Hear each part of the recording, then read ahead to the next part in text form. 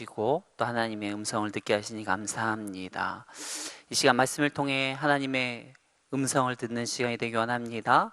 이 시간 우리에게 말씀하여 주시옵소서. 우리가 듣겠나이다. 우리가 온전히 하나님의 말씀대로 온전히 순종하며 따르며 믿고 나아갈 수 있도록 인도하여 주옵소서. 우리를 구원하신 예수님의 이름으로 기도합니다. 아멘. 여러분, 오늘 본문은요, 우리 여성분들이 굉장히 좋아하는 본문입니다. 왜냐하면 보통 성경의 주인공들은 보통 남자이지 않습니까? 오늘 본문은 여성이 주인공이기 때문에 보통 여성분들이 좋아하는 본문 중에 하나인데요. 과연 여성이 어떻게 활약을 해서 오늘 이스라엘에 닥친 문제를 해결하였는지 오늘 말씀을 통해서 한번 같이 살펴봤으면 좋겠습니다. 1절 말씀 우리 같이 한번 읽겠습니다. 에훗이 죽으니 이스라엘 자손이 또 여호와의 목전에 악을 행하매. 지금 보면 성경에 그 사사 에훗이 죽자마자 이스라엘 자손이 또 여호와 앞에서 막 지금 악을 행하였다라고 말을 하고 있습니다. 그 결과 하나님께서 이스라엘을 어떻게 하는가 하면 2, 3절의 말씀에 보니까 이스라엘을요 철병거 900대를 가진 야빈 왕과 시스라 손에 넘겨셔서 20년 동안 학대를 받게 하셨다라고 말합니다. 그런데 여기서 우리가 주목할 것이 있습니다. 그것은 무엇인가 하면 이스라엘 자손이 바로 이 야빈 왕에게 20년 동안이나 심한 학대를 받고 나서야 비로소 하나님께 부르짖었다는 거예요. 20년, 19년까지는 말 가만히 있다가 이제 20년 돼서야 이제 비로소 하나님 도저히 못 살겠어요. 도와주세요. 살려주세요. 이렇게 부르짖었다라는 것이죠. 근데 이 20년이라고 하는 시간들은요, 앞서 이제 이 드보라는 세 번째 사사 아닙니까? 네 번째 사사죠. 근데 이 앞서 있었던 어떤 사건들에 비해서 굉장히 어떤 긴 시간입니다. 한번 표 한번 보여주시겠습니까? 네, 준비됐네요. 보면 앞전에 이 온니엘 때는요, 구산 리사다임에게 8년을 섬겼었고요. 그리고 에글론 왕에게는 18년을, 그리고 이 야빈 왕 때는 어떻게 해요? 20년. 그러니까 8년에서 18년 그리고 20년으로 어때요? 학대 연수가 점점 늘어나는 거죠. 하나님께 부르짖고 찾으면 구해주시는데 버티는 거예요. 계속 7년째 버티다가 8년째 회개하고, 그러니까 하나님 도와주시고, 17년까지 버티다가 18년째 회개해서 하나님께서 도와주시고, 19년째까지 버티다가 20년째 이제 회개하니까 하나님께서 도와주신, 이처럼 어때요? 회개하는 타이밍이 점차 이렇게 늦어지는 어떠한 것을 볼 수가 있습니다. 학대 정도도요, 한번 또 다음 것을 보여주시면, 학대 정도도요 그냥 이렇게 연수만 늘어나는 게 아닙니다. 처음에 보면 어때요? 왕만 등장합니다. 학대하는 사람이. 근데 그 다음에는 에글론과 용사들이 나타나고, 그 다음에 시스라와 철병거가 막 더 많이 늘어나죠. 이거는 뭐냐면 그만큼 학대 정도도 훨씬 심해졌다는 거예요.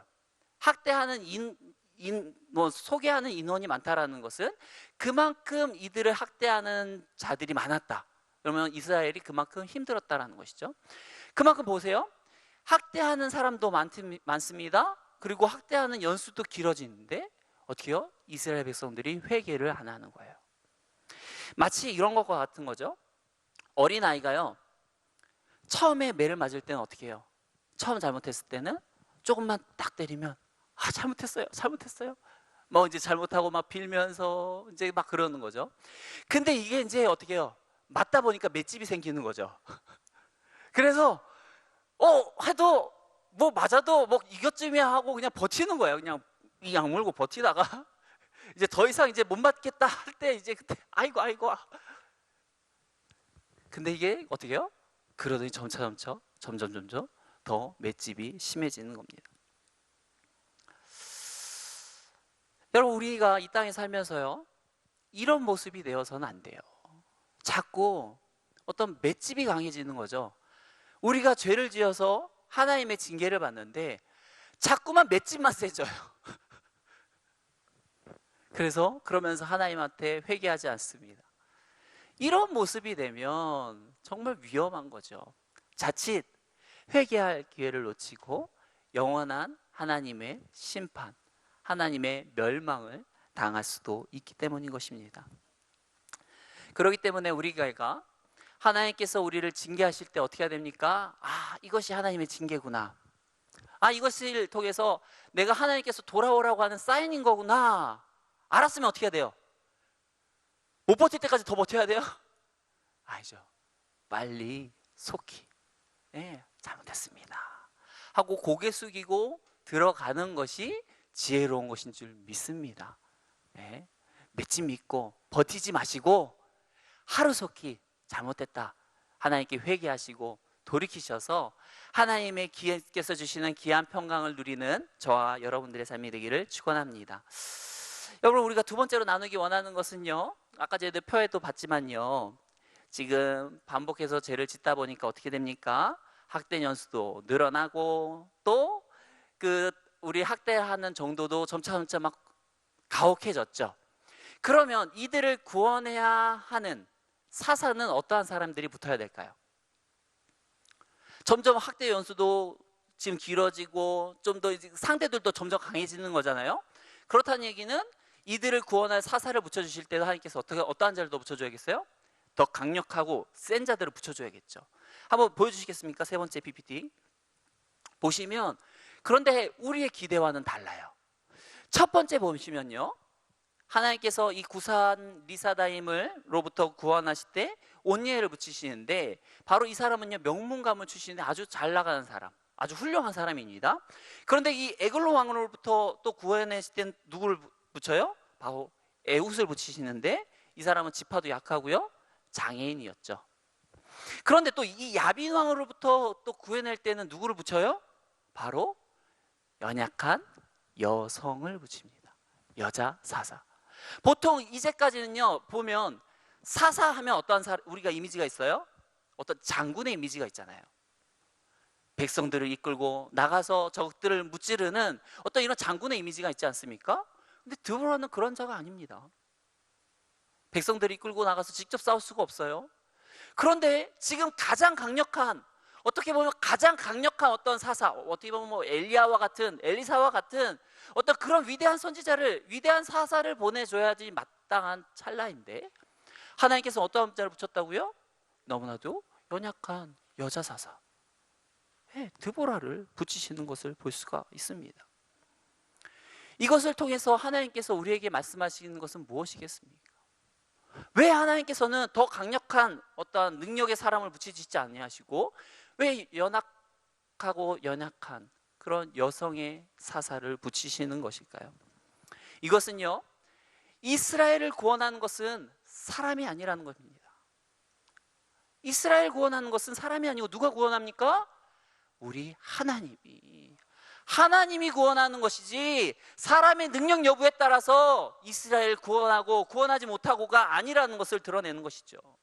여러분, 이러한 모습은요, 성경 곳곳에 나타납니다. 예를 들어서 애굽에서 노예로 이스라엘 백성들이 너무나도 괴로워서 하나님께 부르짖습니다. 하나님 구해주세요.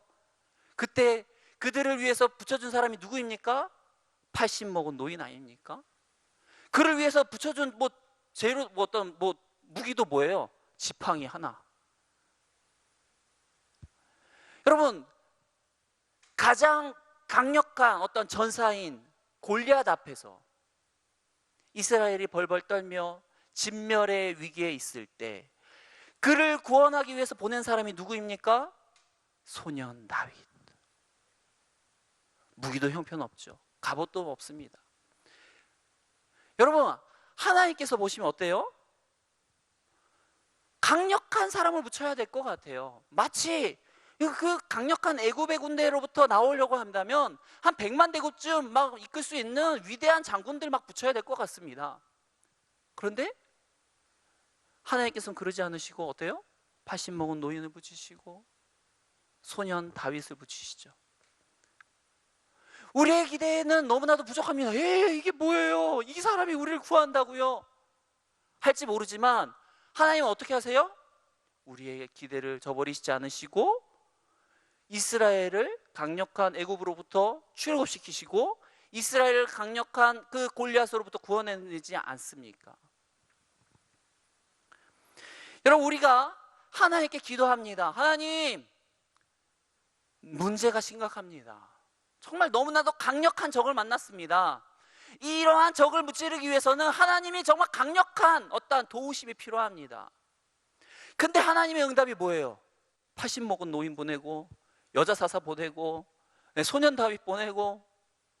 우리가 볼 땐 어떻습니까? 실망할 수 있죠. 이게 뭐예요? 이게 응답이라고요? 그러나 우리가 기억해야 됩니다.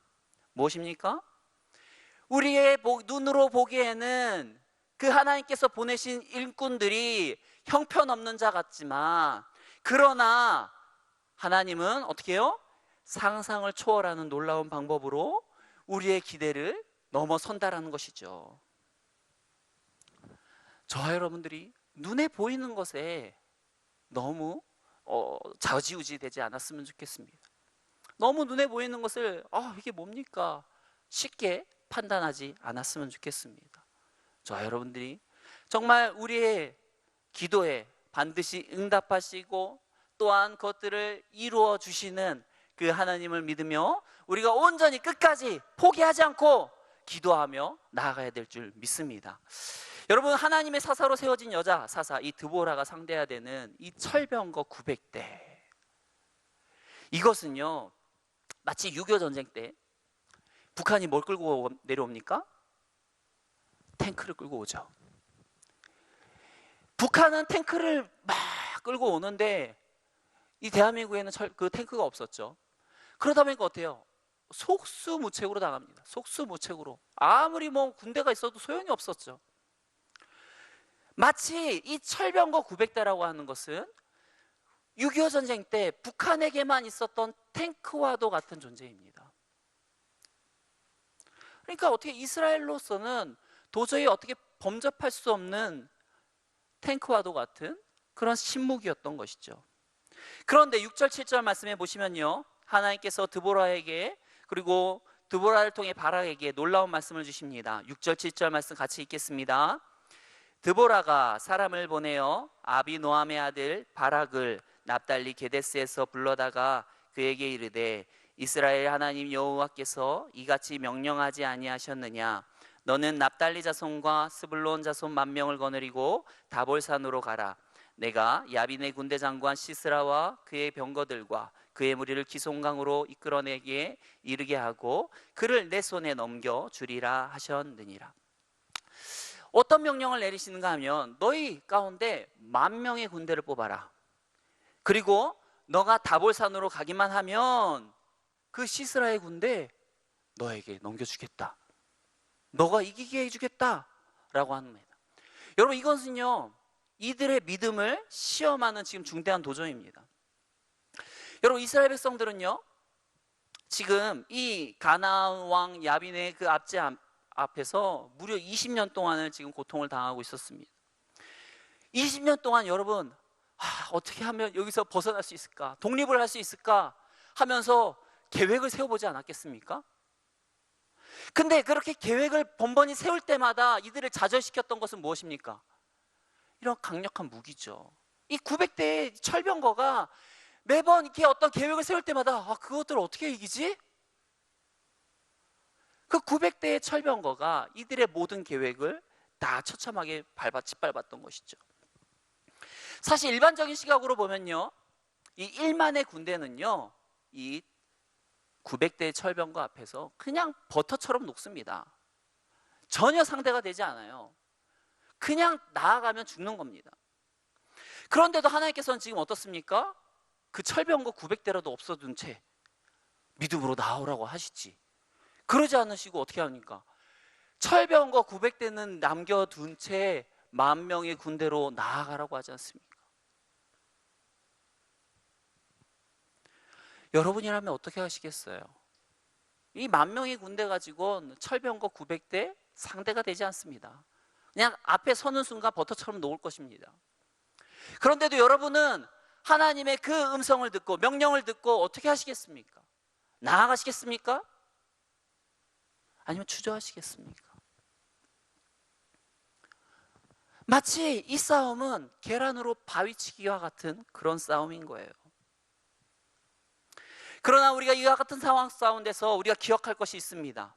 그것은 무엇인가 하면 하나님께서는 늘 우리 눈앞의 현실을 변화시키기 전에 우리의 믿음부터 요구한다는 것입니다. 여러분, 성경을 보시기 바랍니다. 하나님께서는 어떻습니까? 강물이 넘쳐 흐르는 요단강을 넘어가기 전에 어떻게 해요? 이전에는 가르고, 홍해를 가르고 지나가라고 했는데 요단강은 어떻게 하래요? 먼저 발을 내디드라.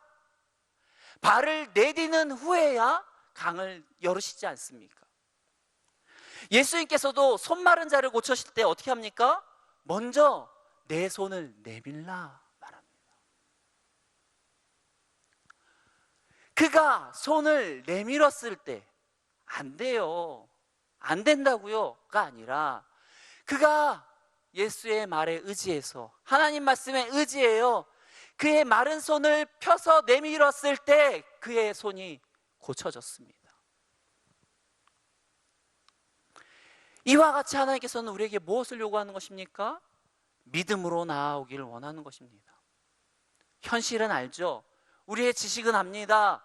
1만 명의 군대로는 철병과 900대 앞에 버터처럼 녹을 거라는 걸 알죠. 하지만 하나님 말씀에 의지해서 나아가길 결단하는 거죠.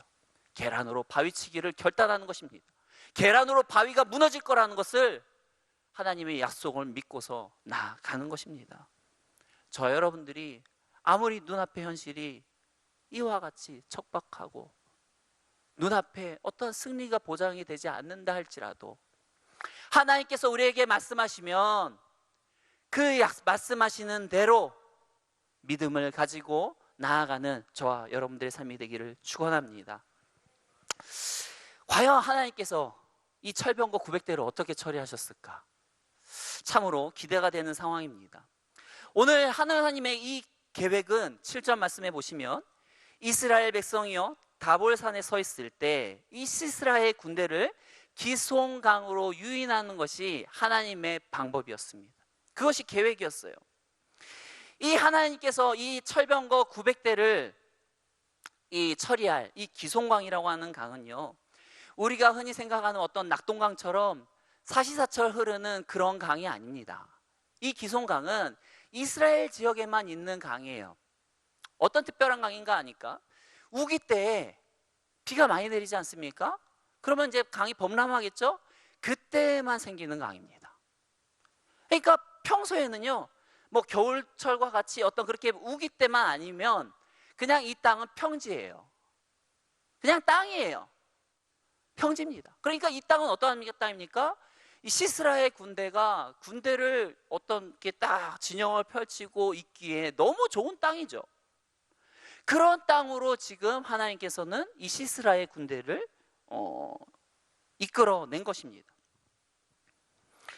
그렇게 시스라의 군대가 이 기송강에 머물자 하나님께서는 어떻게 하시는가 하면, 이것은 5장 말씀에, 사사기 5장 말씀에 이 드보라의 노래를 참조하면 나타나는데, 바로 하나님께서 그때 거기에 이제 기송강이 있을 때 하나님께서 폭우를 내리십니다. 폭우를 내리셔서 그곳이 어떻게 될까요? 그러면 이제 거기가 강이 되잖아요. 강이 돼요. 막 물이 흐릅니다. 그럼 어떻게 될까요? 땅이 질퍽질퍽해지겠죠. 그러면 그곳에 이 철병거들이 어떻게 될까요? 아무리 바퀴가 있다 할지라도 아예 움직이지 않는 상태가 되죠. 움직이지 않은 상태가 됩니다. 여러분 갯벌에 이렇게 무거운 수레 끌고 가면 그게 움직입니까? 안 되는 것처럼 폭우를 내리셔서 그곳이 질퍽한 땅이 되게 하고, 그리고 900대에 있는 그 모든 철병거가 그 폭우 앞에, 질퍽한 땅 앞에 아무것도 쓰이지 못하는 그러한 상태로 만들어 버리셔요. 그러다 보니까 15절 말씀해 보니까, 우리 한번 15절 말씀 보시죠. 여호와께서 바락 앞에서 시스라와 그의 모든 병거와 그의 온 군대를 칼날로 혼란에 빠지게 하시매, 하나님께서 지금 초자연적인 이적을 지금 행하신 것입니다. 그러면서 마치 하나님께서 바로의 군대를 홍해 앞에서 수장시키셨듯이 지금 기적적으로 시스라의 군대를 그 강에 지금 묶은 상황입니다. 그러다 보니까 어떻게 해요? 시스라가 지금 병거에서 내려서 지금 도망하고 있어요. 왜요? 이 병거를 지금 사용하지 못하는 상황 가운데 있죠. 그러다 보니까 어떻게 합니까? 16절에 보니까 바락이 그의 병거들과 군대를 추격하여 하루 핫셋 핫고임에 이르니 시스라의 온 군대가 다 칼에 엎드러졌고 한 사람도 남은 자가 없더라. 하나님의 말씀대로 어떻게 됩니까? 그 10,000명의 군대로 그 시스라의 모든 군대를 하나도 남김없이 다 처단하는 그 일들이 지금 벌어지고 만 것입니다. 우리의 계획으로는 저 철병거 900대가 있는데 어떻게 내가 10,000명의 군대로 상대할 수 있을까 고민하겠죠. 그러나 우리가 어떻게 합니까? 하나님께서는 우리가 믿음으로 나아갈 때, 하나님의 말씀에 의지하여 믿음으로 나아갈 때 어떻게 하십니까? 하나님께서 초자연적인 기적으로 우리에게 도움이 되는 방향으로 이끄시사 그것을 통해서 승기를 잡게 하는 것을 볼 수가 있습니다. 저와 여러분들이 눈앞에 보이는 상황 참 어렵죠. 그 보이는 현실이 없으면 안 되죠. 하지만 하나님께서 우리에게 믿음으로 나아가길 원하실 때는 그때는 현실감 내려놓아야 되는 겁니다. 저와 여러분들이 하나님께서 우리에게 믿음으로 나아가게 하실 때 저와 여러분들이 믿음으로 반응하시길 바랍니다. 현실이 아니라 말씀에 의지하여 믿음으로 나아가는 저와 여러분들의 삶이 되기를 축원합니다. 이 시간 같이 기도하겠습니다. 사랑과 은혜가 많으신 하나님, 우리에게 믿음을 더하여 주시옵소서. 눈앞에 보이는 현실이 아무리 힘들고 괴롭고 눈앞에 상황이 보이지 않는 상황이라 할지라도 주의 말씀에 의지하여 믿음으로 나아가길 원합니다. 우리가 믿음으로 나아갈 때 하나님께서 눈앞에 있는 현실을 기적적으로 다 해결해 줄 줄 믿습니다. 우리에게 믿음을 주시고 하나님만 의지하여 나아가는 귀한 믿음의 백성들 되게 하시고 온전히 하나님께서 부어주시는 축복을 누리는 자들 되게 하여 주옵소서. 우리를 구원하신 예수님의 이름으로 기도합니다. 아멘.